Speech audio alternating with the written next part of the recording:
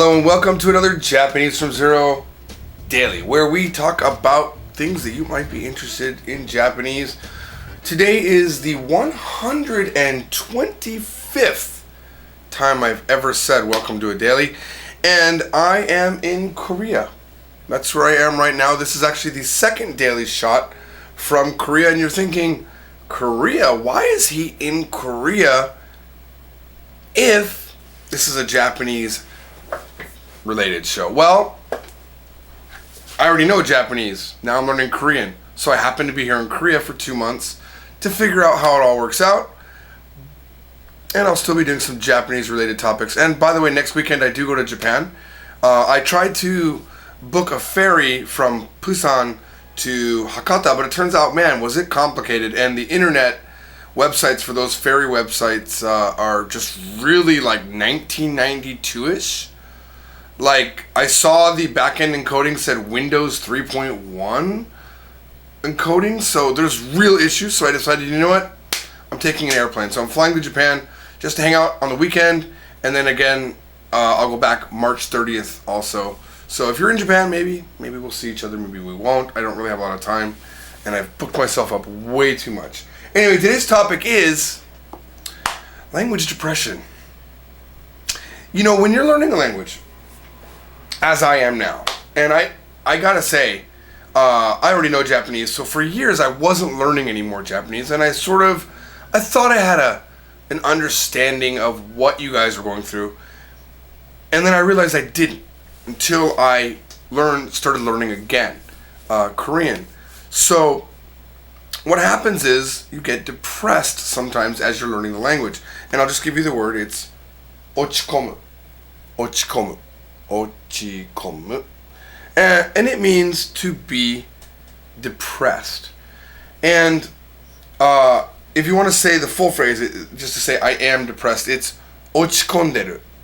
Ochikondeiru or ochikondeimasu. Ochikonderu, a lot of times that E is dropped near the end.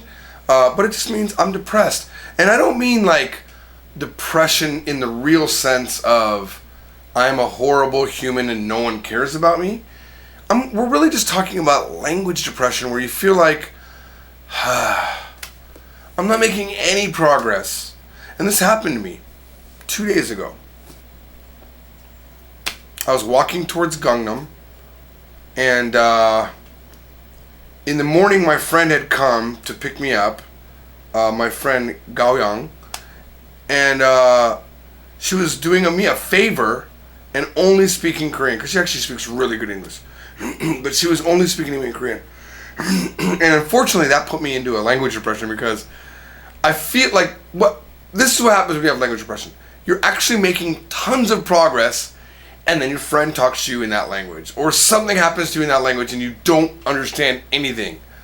And it's like, wow, I should be able to understand something, but in reality, nani mo wakaranai. Nani mo wakaranai. I don't understand anything. Nani mo wakaranai. And it's really horrible, because you feel like at one point you just get this depression, like, should I just give up? Like it doesn't make any sense to continue, because I'm working so hard, yet I still don't know anything. Turns out though, language depression, いいことです. It's a good thing. いいことです. Why would I say that being depressed and hating your level is a good thing? Because it means you're moving forward. It means you are getting better. You would not be depressed about your learning if you weren't actually learning. You would be bothered that you're not learning, but you wouldn't feel like you haven't learned enough. You know, I study every day in Korea. I go to maybe 3 or 4 language meetups a week. I have a hip-hop dance class in Korea twice a week. I mean, I'm doing a lot with my Korean, so I shouldn't feel depressed. But the reality is, there's so much to learn, and for me it's compounded with the fact that I know how to say these things in Japanese. So my brain is like, ugh, you know this, but I don't, because it's Korean.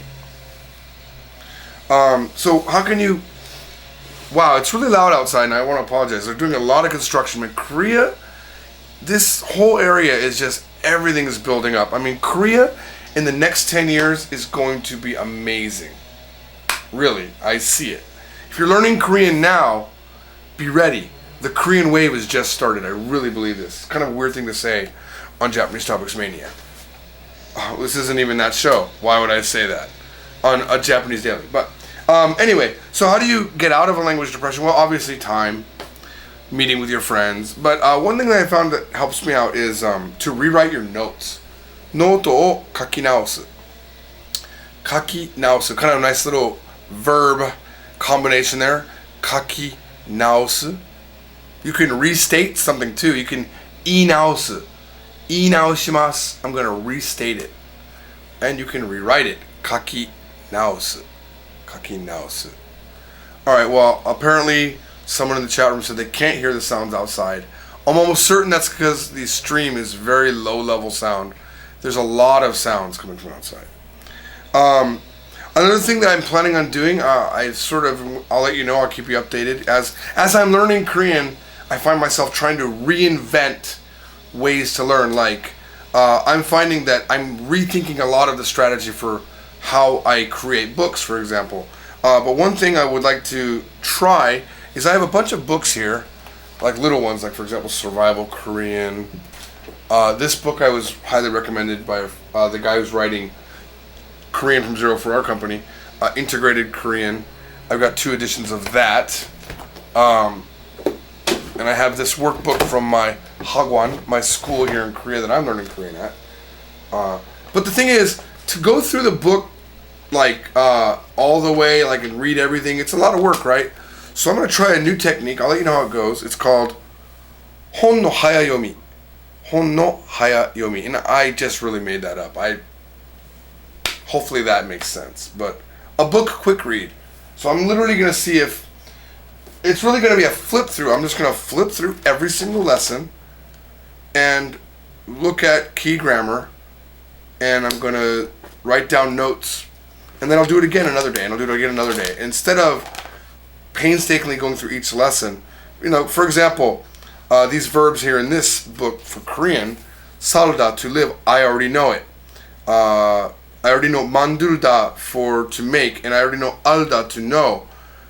So it's kind of nice, but what do they mean when they call it noon form, for example? Like, I know what noon form does, but I never really heard it called noon form. So now maybe I'm aware just by flipping through this book of a noon form.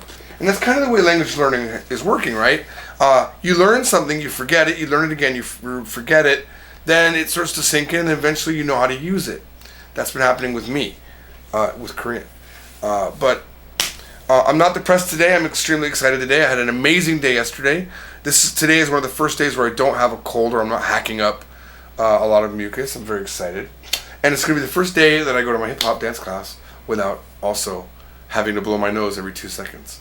By the way, if you want to see, if you go to the Yes Japan website and look in the forum for hip-hop dance, there's 2 videos that they're hidden on YouTube. They're not available for public consumption. You can see my horrible, horrible Korean hip-hop dancing here in Korea. Anyway, thank you for watching the Japanese from Zero Daily. Stick around. In the next show, what I do is I will answer your questions about Japanese. Maybe I'll do 3 or 4. Go ahead and double-click my name in the chat room. Submit to me your question, and I will take 30 minutes or so to create a PowerPoint presentation, and we will do Ask a Teacher Live. I'll see you there. Mata. Bye-bye.